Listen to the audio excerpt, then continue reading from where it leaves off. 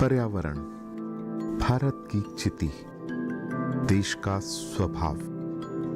भारत में पर्यावरण सिर्फ जलवायु नहीं, आबो हवा नहीं, सिर्फ पेड़ पौधे, नदी पर्वत नहीं। भारत में पर्यावरण एक जीवन शैली है, सिर्फ लौकिक नहीं बल्कि दिव्य भारत का आईना। आइए आपका परिचय कराते हैं ऐसी ही कुछ परंपराओं से, इन्हीं जीवन मूल्यों से। कार्यक्रम प्रकृति उत्सव रिविजिटिंग इंडियन एनवायरनमेंट ट्रेडिशन देखिए हर गुरुवार सुबह 7:30 बजे सिर्फ डीडी किसान पर। महका महका घर आंगन, हरियाली से खिलेगा तन मन।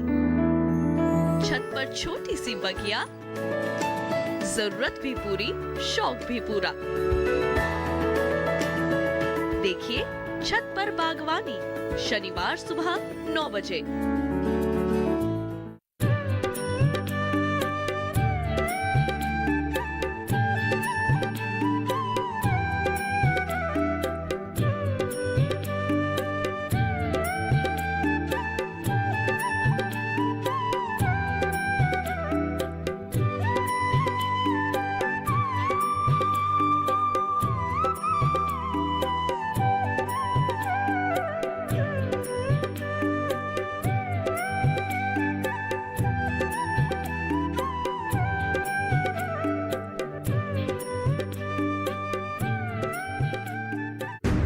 क्या आपके पेट का आकार बड़ा हो जाता है? ओवरवेट है और भूख नहीं लगती? पेट में सूजन, दर्द और पाचन की समस्या है? हमेशा थकान महसूस करते हैं? तो ये लक्षण हैं फैटी लीवर के। पूछिए देश के मशहूर डॉक्टर से। क्या आप जानते हैं कि हर एक तीसरे व्यक्ति को पाचन की कोई न कोई समस्या होती रहती है? पेट में गैस का होना, मितली होना, उल्टी होना, शौच में दिक्कत होना या पेट में दर्द होना, ये बहुत सारी समस्याएं होती हैं। इन समस्याओं से कैसे बचें और कैसे रखें अपने पाचन तंत्र को दुरुस्त, मैं बताऊंगा आपको इन समस्याओं के बारे में केवल दूरदर्शन के किसान चैनल पर। स्वस्थ किसान लाइव इस शनिवार शाम 6 से 7 बजे। हमारे टोल फ्री नंबर हैं 1800-11-3060 और 1800-11-3061।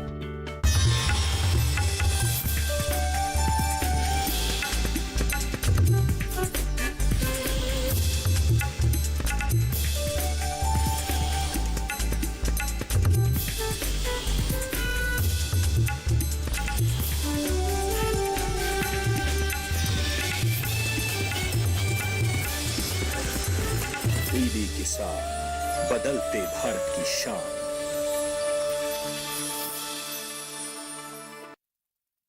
स्वाद का सफर के सह प्रायोजक है agriculture insurance company of India limited. संपन्न भारत की पहचान, बीमित फसल, खुशहाल किसान।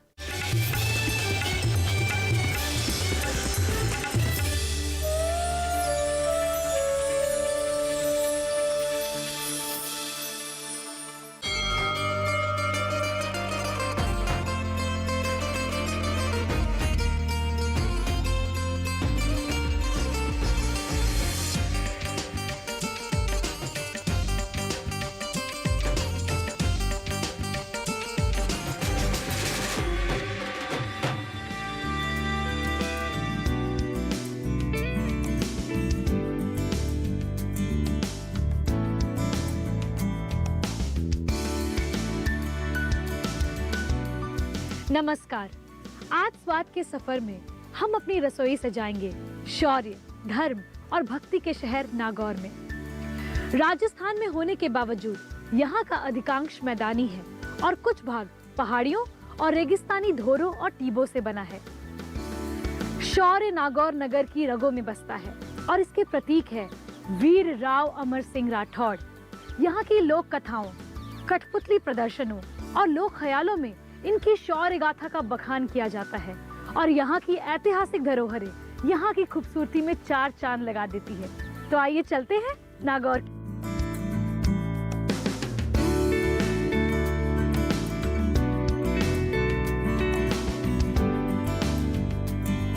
राजपुतानी आन बान शान के प्रतीक अमर सिंह राठौर से राजस्थान के साथ साथ पूरा नागौर भी परिचित है।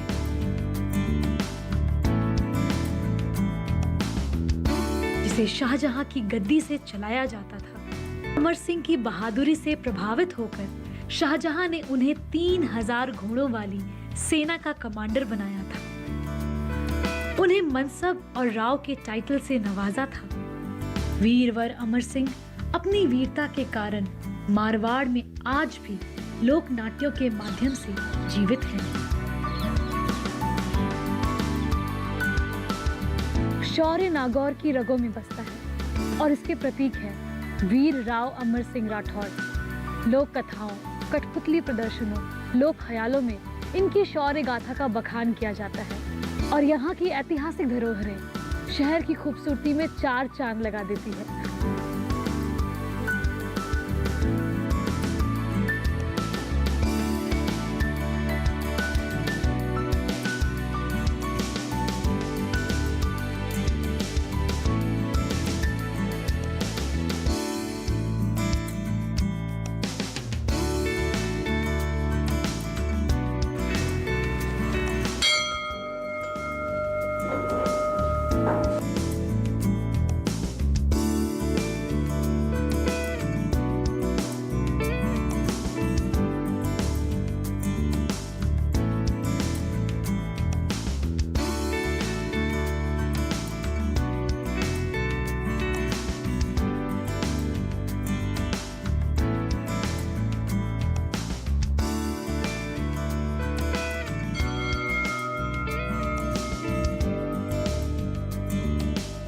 ये है नागौर का सुप्रसिद्ध एवं प्राचीन बंशीवाला मंदिर।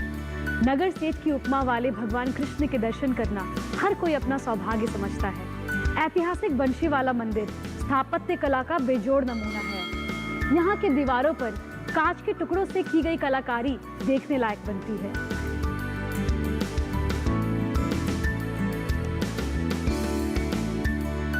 पूरे देश भर में बंशीवाला नाम से सबसे बड़ा और प्राचीन मंदिर सिर्फ नागौर शहर में ही है।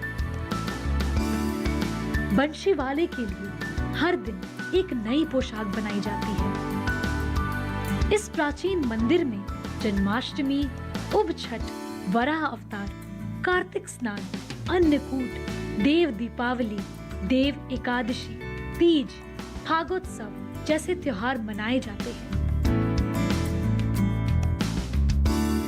नागौर में पानी का TDS ज्यादा होने और पानी में फ्लोराइड की मात्रा ज्यादा होने की वजह से लोग दूषित जल से होने वाले कुबड़ेपन जैसी कई बीमारियों का शिकार हो रहे थे। लेकिन सरकार के इस प्रयास से इलाके के लोगों ने एक राहत की सांस ली। पेयजल की समस्या से जूझ रहे नागौर के लिए 4 महत्वपूर्ण परियोजना में सबसे महत्वपूर्ण है नागौर लिफ्ट पेयजल परियोजना, जिसमें 1926 झाड़ियों तक पानी पहुंचाकर लगभग 3,15,000 की आबादी को राहत मिलेगी। और सबसे खास बात यह है कि जिस पानी का TDS 4,000 हुआ करता था वो अब घटकर 150 रह गया है। यहाँ से हम चलेंगे नागौर की रसोई में और वहाँ बनाएंगे कुछ बेहद ही लजीज और चटपटा। लेकिन उसके पहले लेते हैं एक छोटा सा ब्रेक।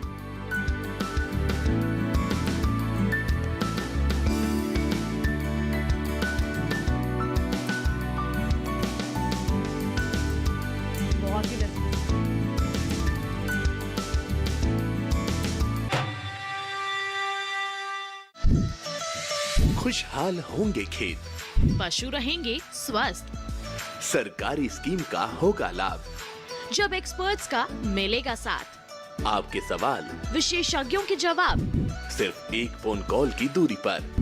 देखिए किसानों का अपना प्रोग्राम हेलो किसान, सोमवार से शुक्रवार शाम 6 बजे से सिर्फ दूरदर्शन किसान पर।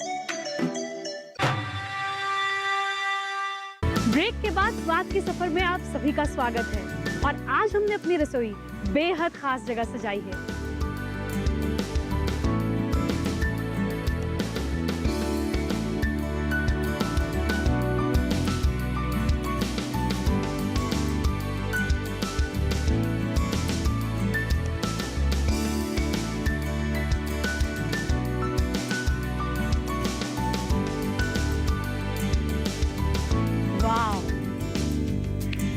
नागौर नगरी के बीचों बीच स्थित है नागौर का किला।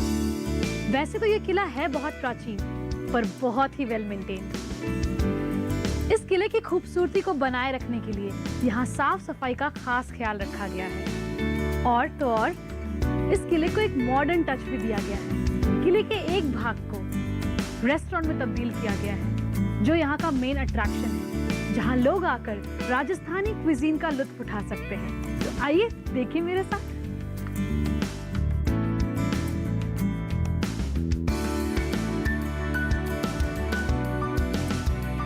और आप देख सकते हैं कि यहाँ का एम्बियंस बेहद ही खुशनुमा और खूबसूरत है। तो ऐसी जगह पे खाना बनाना, खिलाना और पकाने का अनुभव बड़ा ही मजेदार होता होगा।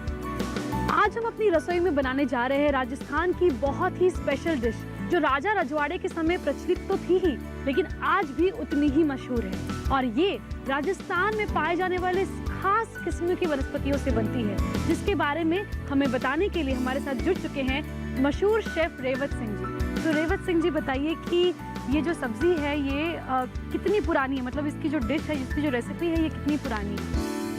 ये रेसिपी तो जैसे पुराने टाइम वनस्पति जो उत्पन्न थी उसी की टाइम की है।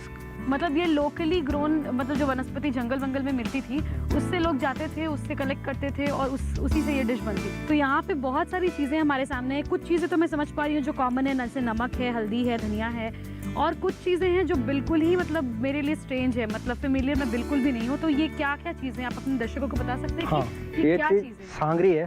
सांगरी? सांगरी जो खेजड़ी पे होती है, सांगरी जो।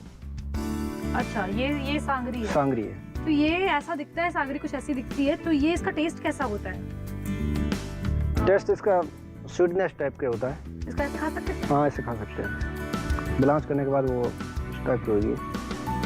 ओके। ये किस मीटर? हाँ, ये कुमटिया। कोमटिया? या। अच्छा। और इसका स्वाद कैसा होता है? मतलब ये सिर्फ स्पेशली नागौर में मिलती है या राजस्थान में कहीं भी नहीं, मिलती पश्चिमी है? राजस्थान में मिलती है। पश्चिमी राजस्थान में हाँ। मिलती है। अच्छा, और ये हो गई सांगरी, ये हो गई दूसरी कुमटिया, और ये कैर। कैर ये हल्के से कड़वा है टेस्ट में। अच्छा। और ये ड्राई अमचूर। आमचूर। या। अच्छा, आमचूर। तो और वो धनिया? तो धनिया, ऑनियन, होल रेड चिल्ली और लहसुन, ये तो यूज होते तो हैं। इस सबको हम पहले सुखाते हैं, फिर उसको क्या मतलब भूनते हैं, और फिर इसको पहले सबको पहले ब्लांच कर बॉईल करते हैं। बॉईल करते हैं। पांचू सब्जी को जो पंचकुटा होता है उसका जी। बॉईल करने के बाद इसको इस टाइप का कलर आ जाता है, उसमें नमक और हल्दी डाल के इसको ब्लांच कर अच्छा। देते हैं। तो ये इसकी स्मेल, तो फिर इसको बॉईल करने के बाद इसको इस तरह से रखते हैं और इसका फिर पेस्ट बनाते हैं, या फिर डायरेक्टली ऐसे नहीं, जैसे डायरेक्ट की बनेगी? डायरेक्ट इसी अच्छा, की सब्जी बनेगी। का जो मेन जो उसकी जो इंग्रेडिएंट होती है जिससे सब्जी बनती है वो इसी की बनती है? इसी की बनती है। मैं और इसकी ग्रेवी दही की बनती है। अच्छा, और ये है हमारे साथ घी, प्याज या। और अदरक। ठीक है, हमें प्रोसेस बताइए कि कैसे ये बनाते हैं। स्टार्ट कर दे। जी। सबसे पहले इसमें डालेंगे घी। घी डालेंगे देसी।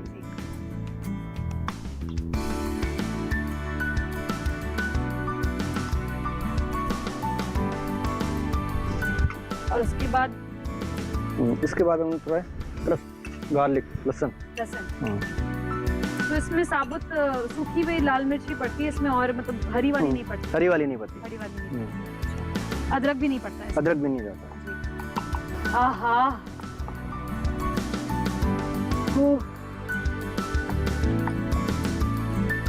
हल्का सा ब्लांच होने के बाद इसको ये दही के अंदर सारे मसाले इसको मिला देते हैं।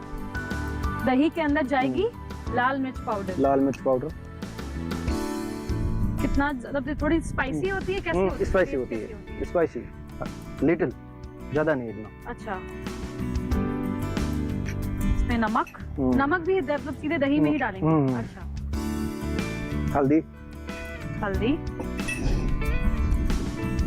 धनिया पाउडर। धनिया पाउडर। तो दही में ही सारे जो हमारे ड्राई स्पाइसेस है, जैसे हल्दी, धनिया, मिर्च और नमक हम डाल लेंगे। और तब तक वो हमारा प्याज और लहसुन भी भुना गया एक तरफ।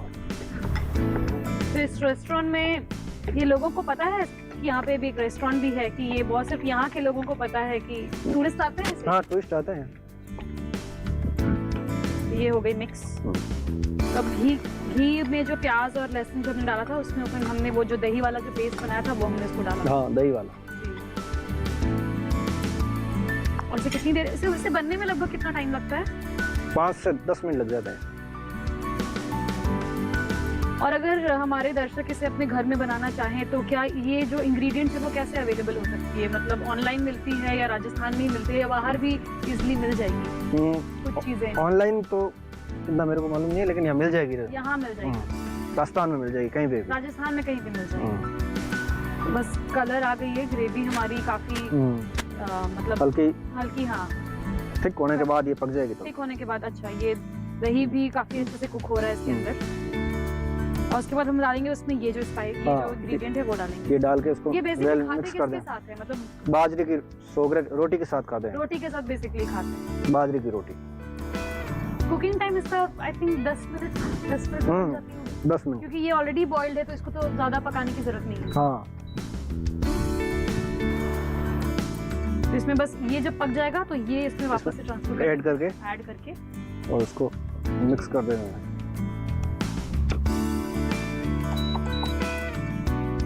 तो ये पूरे किले में एक ही रेस्टोरेंट है जो है? हाँ। और भी मतलब पूरे किले में सिर्फ एक जगह है या अलग अलग और भी दूसरी? एक ही जगह पे। एक ही जगह पे। मैं तो बोलती हूँ आपको एक बार आके यहाँ पे ट्राई करना चाहिए। यहाँ का माहौल सच में बहुत खूबसूरत है।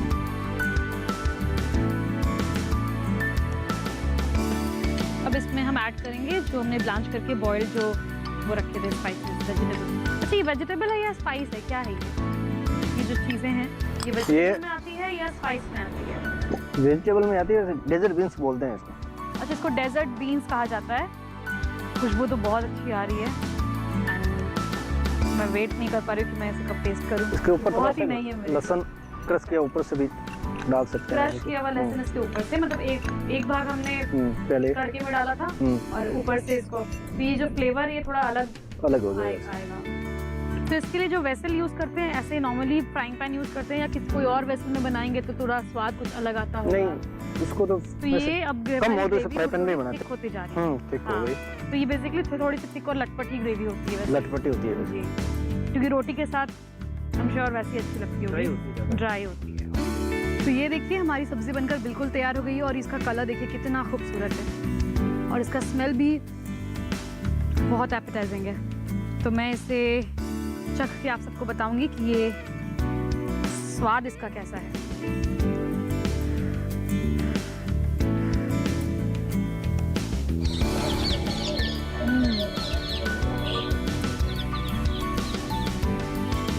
जैसा कि मुझे पहले ही अंदाजा था, मैंने देख के बताया था कि सारे फ्लेवर्स है इसमें। ये खट्टी भी है, मीठी भी है, चटपटी, तीखी, मतलब आप इसे ज़रूर ट्राई करिए। अगर आप घर में हैं तो इसे घर में, अगर आपको ये इंग्रेडिएंट्स मिल जाते हैं तो घर में ट्राई करिए, या फिर नागौर तो है ही तो आप ज़रूर ट्राई करिए ये नागौर की स्पेशल डिश पंचकुटा। सुन पा रहे हैं आप जो मैं सुन पा रही हूँ? चिड़ियों की चहचहाहट। शहर में कहाँ ऐसी आवाज़ें सुनने को मिलती है। एक बात तो तय है, हम जितना टेक्नोलॉजी के करीब जाते जा रहे हैं उतना ही नेचर से दूर होते जा रहे हैं। पर यहाँ आकर मुझे वापस से वो एहसास हुआ। ये जगह तो मानो एक हिडन जेम की तरह है। आई एम श्योर आप में से किसी को भी इस जगह के बारे में पता नहीं होगा। मुझे भी नहीं पता होता अगर स्वाद का सफ़र मुझे यहाँ लेकर नहीं आता। तो अगर आप खुद के साथ या फिर अपने फैमिली के साथ या अपने लव्ड वन के साथ कुछ सुकून के पल बिताना चाहते हैं तो आप ज़रूर आइए नागौर के इस किले में। मैं सच बोल रही हूँ, आपको मज़ा ही आ जाएगा।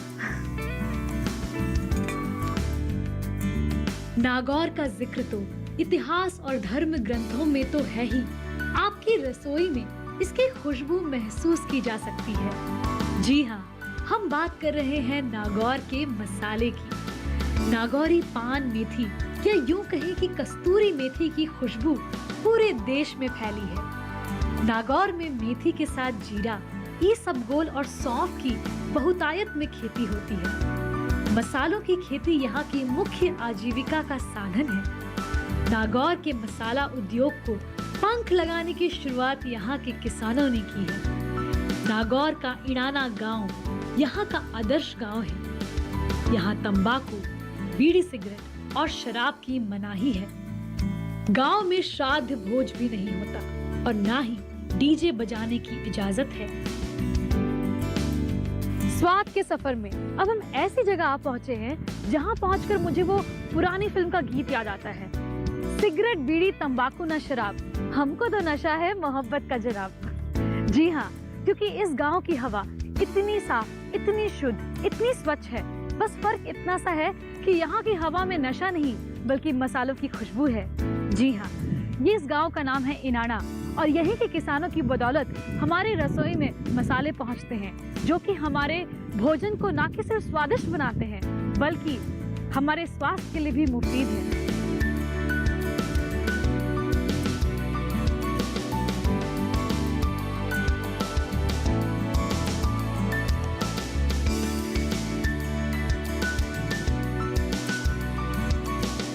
और इस गांव की सबसे खास बात पता है क्या है? यहाँ न श्राद्ध भोजन होता है और यहाँ डीजे की भी मनाही है। तो आइए होते हैं रूबरू यहाँ के किसानों से और देखते हैं कैसे उगाते हैं ये स्पाइसेस। और मेरे सामने ये जो छोटे छोटे प्यारे प्यारे पौधे आपको दिख रहे हैं, ये आप बता सकते हैं कि किस चीज़ की है? जी, ये पौधे जीरे के हैं, कुमिन के। जीरा की पसंद, जिनको मसाले वाली पसंद है, इसकी खेती होती है हमारे। अच्छा, तो ये जीरे के पौधे हैं। तो मैंने ये पहली बार मैं जीरा का ऐसे पौधा देख रही हूँ। तो आप बताइए कि जो जीरा हम लगाते हैं वो जो हम घर में जो जीरा यूज करते हैं डायरेक्टली उसको आप डालते हैं या फिर इसको मतलब इसकी खेती के लिए एक डिफरेंट टाइप ऑफ सीड की जरूरत है? नहीं, सीड तो वही है मैडम, वो सीड काम आ जाता है हमारे लिए, लेकिन इसकी अलग से वैरायटी आती है वैज्ञानिकों के द्वारा विकसित की हुई, जो अपने को अच्छा उत्पादन दे, जो बीमारियाँ, जिनमें बीमारियाँ कम लगे, रोग कम लगे, जो अधिकतम उत्पादन दे सके। कई बार क्या है कि स्ट्रेस कंडीशन में भी ये पैदा हो सके। तो ये कहाँ मिलती है? ये नॉर्मली कहीं भी मिल जाएगी कि स्पेशली इसी गांव में नहीं अलग वैरायटी की सीड मिलती है या फिर हर जगह जीरे की सीड ऐसे? जीरे की खेती तो के लिए तो वो एरिया ज़्यादा सूटेबल होता है जहाँ की एक तो उस एरिया की ज़मीन है वो सैंडी और सैंडी लोम हो, बलुई से बलुई दोमट मिट्टी, जो जैसे आप देख रहे हैं ये मिट्टी है अपने यहाँ भी, जो नहीं कि ये कले भी नहीं है और एकदम सैंड भी नहीं है, सैंडी लोम टाइप है। इस मिट्टी में ये जीरा बहुत बढ़िया हो जाता है। अब वक्त है एक छोटे से ब्रेक का। हाँ, तो आपकी बहुत सारी यादें जुड़ी होंगी, मतलब इस पे कैसे काम होता था। अभी तो उतनी बैलगाड़ी यूज होती है कि अभी भी होती है इस गांव में? बैलगाड़ी में होती है। तो इससे क्या यादें जुड़ी है, मतलब उस समय कितने साल से आप इसको देख रही हैं? जानेंगे क्या है किसानों का हाल। हम पहुंचेंगे आपके गांव, मिलेगा सरकारी योजनाओं का ज्ञान, जब लगेगी चौपाल। देखिए चौपाल चर्चा, सोमवार से शुक्रवार सुबह 9 बजे सिर्फ दूरदर्शन किसान पर।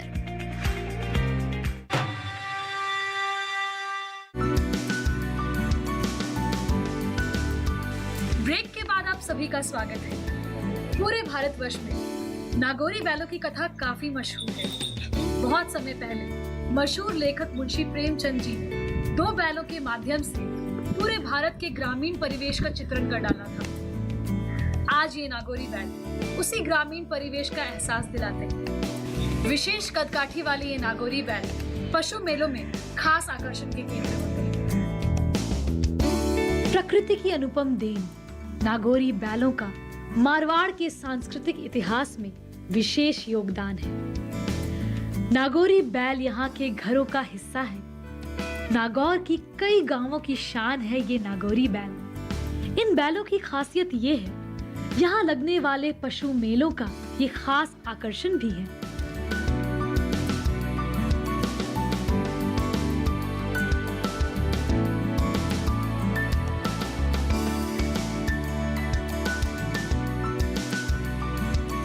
तो इस वक्त हम हैं 100 साल पुरानी बैलगाड़ी पर सवार, जिसपे कभी नागौरी बैल जुता करते थे। आज भी ये बैलगाड़ी नागौर के चुमरानी गांव की शान है।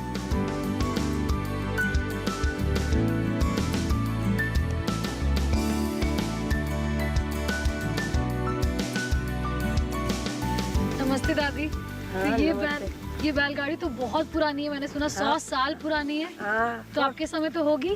100 साल पुरानी गाय हूँ। हाँ, तो आपकी बहुत सारी यादें जुड़ी होंगी, मतलब इस पे कैसे काम होता था। अभी तो उतनी बैलगाड़ी यूज नहीं होती, कि अभी भी होती है इस गांव में? काम हुए तो बैलगाड़ी में होती है। हाँ। तो इससे क्या यादें जुड़ी है, मतलब उस समय कितने साल से आप इसको देख रही हैं, तो आप बताइए कुछ। गाड़ियाँ ना तो अब देखी कौन है, कोई घनी पुरानी है, 100 साल पुरानी है। हाँ जी।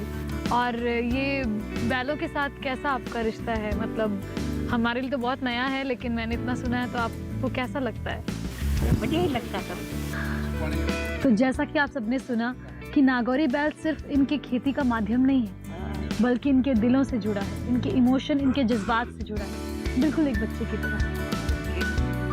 चलिए चलते हैं। बहुत मजा आया आपसे बात करके। बहुत आपका मजा घर आया। बहुत सुंदर है। चलिए।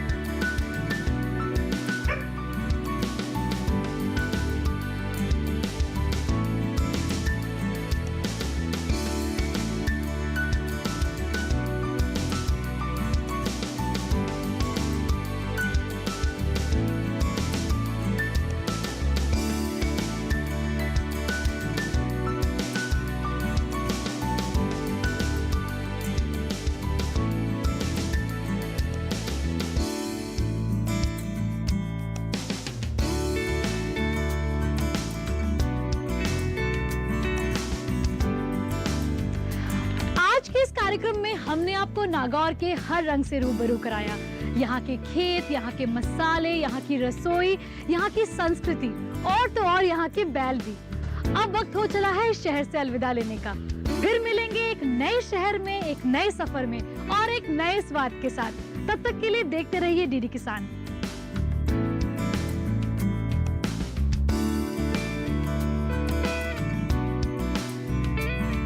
तो आप भी इसे अपने घर पे बनाइए और ट्राई करिए और जानिए जयपुर का टेस्ट।